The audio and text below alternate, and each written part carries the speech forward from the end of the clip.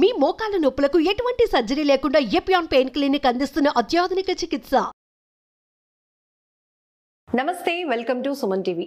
Grey hair నిజానికి పెద్ద ఛాలెంజే ఇది. ఎందుకంటే చాలా బ్రైడల్ లుక్లో డ్రెస్సింగ్, మేకప్ ఎంత ప్లాన్ చేసుకుంటామో హెయిర్ స్టైల్ కూడా అంతే బాగా ప్లాన్ చేసుకుంటాం. ఇందులో నుంచి ఒక్కటి అలా వైట్గా వచ్చి హైలైట్ అయిందనుకోండి, ఇంకా అంతే, మన కాన్ఫిడెన్స్ లెవెల్స్ ఉంటాయి కదా, అట్లా పడిపోతూ ఉంటాయి. పోనీ ఏజ్ ఏమైనా పెరిగిందా గ్రే హెయిర్ రావడానికి అంటే కానే కాదు. యంగ్ ఏజ్లో కూడా అసలు ఏజ్కి సంబంధం లేకుండా కూడా గ్రే హెయిర్ చాలా మందికి, చిన్న చిన్న స్కూల్కి వెళ్ళే పిల్లలకు కూడా వైట్ హెయిర్ చూస్తుంటే అయ్యో అనిపిస్తూ ఉంటుంది. వాళ్ళకి ఏమైనా మనం డైస్ వేయగలుగుతామా? నో. కాబట్టి వాళ్ళ కోసం సూపర్ టిప్ అయితే రెడీగా ఉంది. గ్రే హెయిర్ ఎలా కంట్రోల్ చేసుకోవచ్చు అనేది చెప్పడానికి మనతో పాటు కేతా శోభారాణి గారు ఉన్నారు. మేడంతో మాట్లాడదాం. తన సూపర్ ఎక్స్పీరియన్స్తో ఎన్నో టిప్స్ మనతో పాటు షేర్ చేసుకుంటున్నారు. సో గ్రే హెయిర్ని ఎలా కంట్రోల్ చేసుకోవాలి, కావాల్సిన ఇంగ్రీడియంట్స్ ఏంటి, ఈ టిప్ ఎలా వర్కౌట్ అవుతుందో కూడా అడిగి తెలుసుకుందాం. నమస్తే శోభ గారు, వెల్కమ్ అండి. థ్యాంక్ యూ అండి, మా కోసం చాలా ఓపిక్గా ఇన్ని వీడియోస్ చేస్తున్నారు. కావాల్సిన ఇంగ్రీడియంట్స్ ఎలా ప్లాన్ చేసుకోవాలి, ఏమి అవసరం అవుతాయి, ఎలా మిక్స్ చేసుకోవాలి, ఎలా అప్లై చేయాలి, ఎంత టైం తీసుకోవాలి, సూపర్గా ఎక్స్ప్లెయిన్ చేస్తున్నారు. Thank you. మళ్ళీ థ్యాంక్స్ చెప్తూనే ఉన్నాం మీకు. సో గ్రే హెయిర్ చాలా మంది పేరెంట్స్ కూడా కామెంట్లు అడుగుతున్నారు.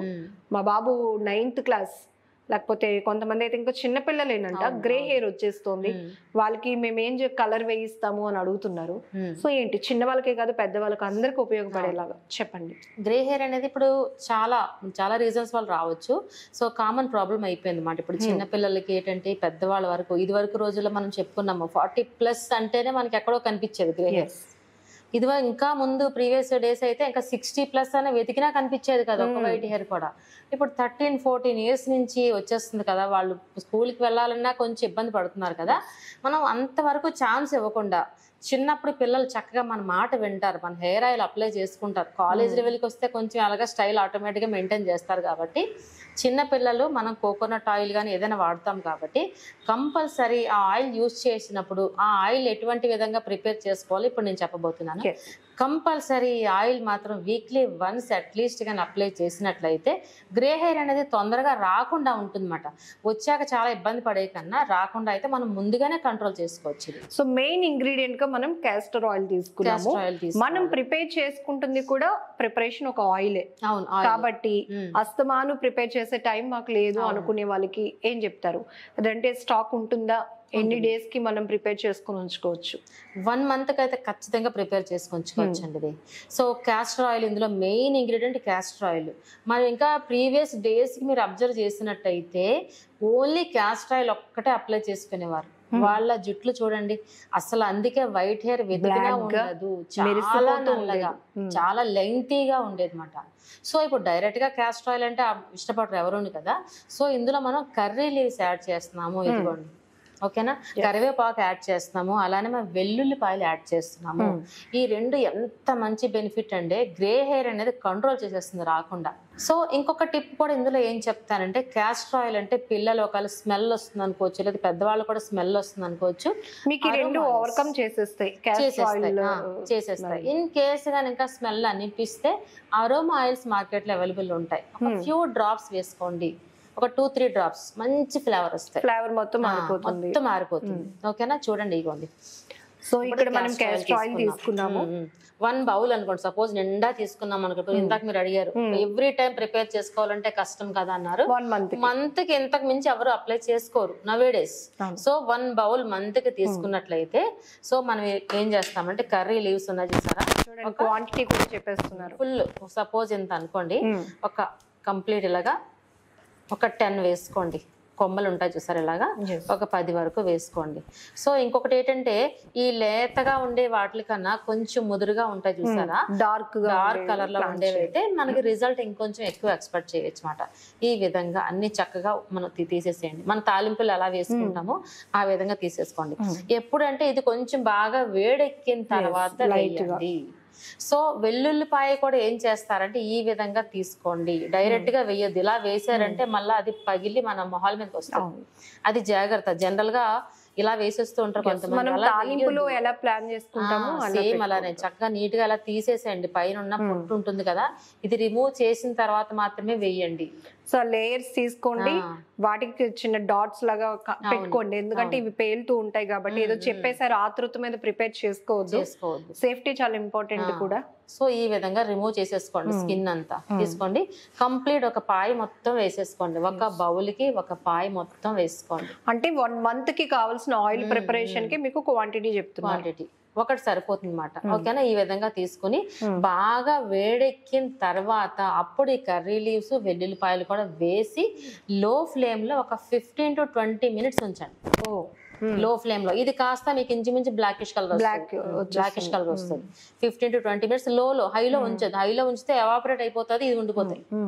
సో అది కేరింగ్ ఏంటంటే లో ఫ్లేమ్ లో మాత్రమే పెట్టండి. కొంచెం వేడెక్కిన తర్వాత లో ఫ్లేమ్ లో పెట్టి 15 to 20 minutes తర్వాత ఆఫ్ చేసేసేయండి, ఫ్లేమ్ ఆపేసేయండి. ఆపిన తర్వాత చల్లారిన తర్వాత మీరు ఒక పక్కన స్టోరేజ్ పెట్టుకోండి.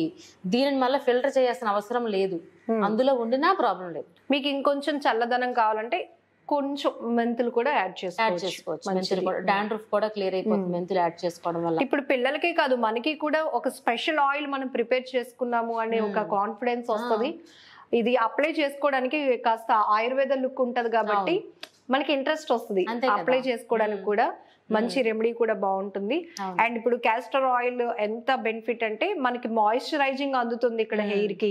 అండ్ ఈ రెండు వెల్లుల్లి కావచ్చు, కరివేపాకు, కర్రీ లీవ్స్, ఈ రెండు కూడా మనకి బ్లాకిష్ వస్తుంది, అంటే గ్రే హెయిర్ కంట్రోల్ చేయడమే దీని మెయిన్ ఉద్దేశం కాబట్టి సూపర్ గా పనిచేస్తుంది. సో ఇది మనం మంత్లీ లేకపోతే వీక్లీ వన్స్, ఆబ్వియస్లీ మనం ఎలాగో ఆయిల్ వీక్లీ వన్స్ అప్లై చేసుకుంటూనే ఉంటాం. ఖచ్చితంగా ఇది అప్లై చేసుకోండి. పిల్లలకైతే ఇంచుమించు వీక్లీ ట్వైస్ పెడుతూ ఉంటారు కదా, సో అలాంటప్పుడు ఖచ్చితంగా ఈ ఆయిల్ అప్లై చేయండి. స్మెల్ అయితే రాదు, మనకి అవాయిడ్ అయిపోతుంది. ఎందుకంటే మనం అరోమా ఫ్లేవర్ వేసుకుంటాం కాబట్టి. అరోమా ఫ్లేవర్ వేసుకోకపోయినా పర్వాలేదు, మంచి స్మెల్ గానే ఉంటది, ప్రాబ్లం లేదు. చక్కగా వీక్లీ ట్వైస్ అప్లై చేయండి. గ్రే హెయిర్ మొత్తం కంట్రోల్ చేసుకోవచ్చు మీరు రాకుండా.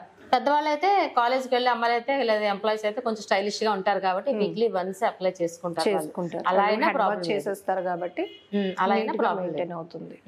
సో గ్రే హెయిర్ కూడా రీజన్స్ ఏంటి అంటారు? అసలు గ్రే హెయిర్ చిన్నప్పుడు రావడం అనేది విటమిన్ డెఫిషియన్సీ అండి, లేదా హెరిడిటరీ ఉన్నా విటమిన్ డెఫిషియన్సీ ఉన్నా గ్రే హెయిర్ అనేది వచ్చేస్తుంది.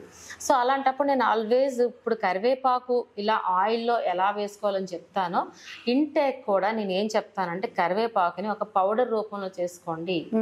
ఓన్లీ కరివేపాకు ఒకటే, అందులో ఇంకేమీ లేకుండా పౌడర్ ప్రిపేర్ చేసుకుని ఒక పక్కన పెట్టుకోండి. ప్రతి చట్నీస్లోని కర్రీస్లోని పిల్లలకు తెలియకుండా యాడ్ చేస్తే ఖచ్చితంగా ఇంటేక్ కూడా అంత ఇంపార్టెంట్. కరివేపాకు ఎక్స్టర్నల్ ఎంత ఇంపార్టెంటో ఇంటర్నల్ గా కూడా ఇంటేక్ కూడా అంత ఇంపార్టెంట్.